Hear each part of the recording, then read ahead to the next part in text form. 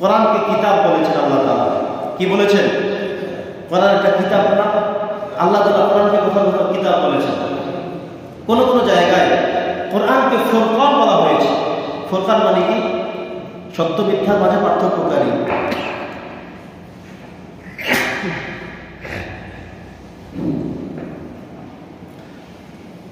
এরপরে কোরআনের আরো নাম এসেছে। কোরআনকে আল্লাহ তাআলা যিকরুন শব্দ ব্যবহার করেছেন। কি ব্যবহার করেছেন? কোরআনকে জিকির শব্দ ব্যবহার করেছেন।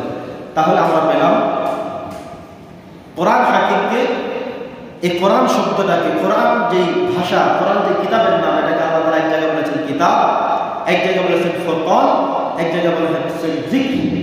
আমরা জিকির বলতে অনেক সময় সুবহানাল্লাহ বলি, বুঝি, আলহামদুলিল্লাহ বুঝি, আল্লাহু আকবার বুঝি, আলহামদুলিল্লাহ বুঝি, আল্লাহু আকবার বুঝি, আল্লাহ আল্লাহ এটা বুঝি, লা ইলাহা ইল্লাল্লাহ এটা জিকির বুঝি।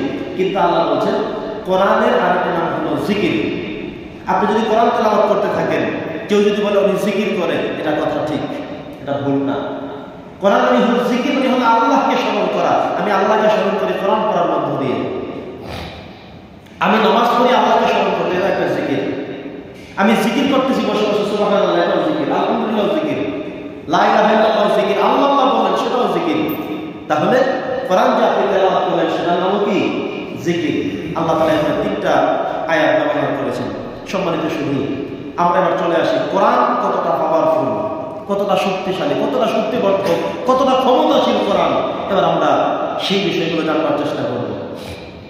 প্রিয় সুধী, কোরআনুল কারীমকে আল্লাহ সুবহানাহু ওয়া তাআলা এক এক শক্তিশালী সংবিধান করে পাঠিয়েছেন, যেটা পৃথিবীর শুরু থেকে শুরু করে শেষ অবধি পর্যন্ত এই কোরআন কারীম হলো পৃথিবীর যত লেটেস্ট গ্রেটেস্ট বুক এসেছে, সবচেয়ে শ্রেষ্ঠতম বুক হলো আল কোরআন।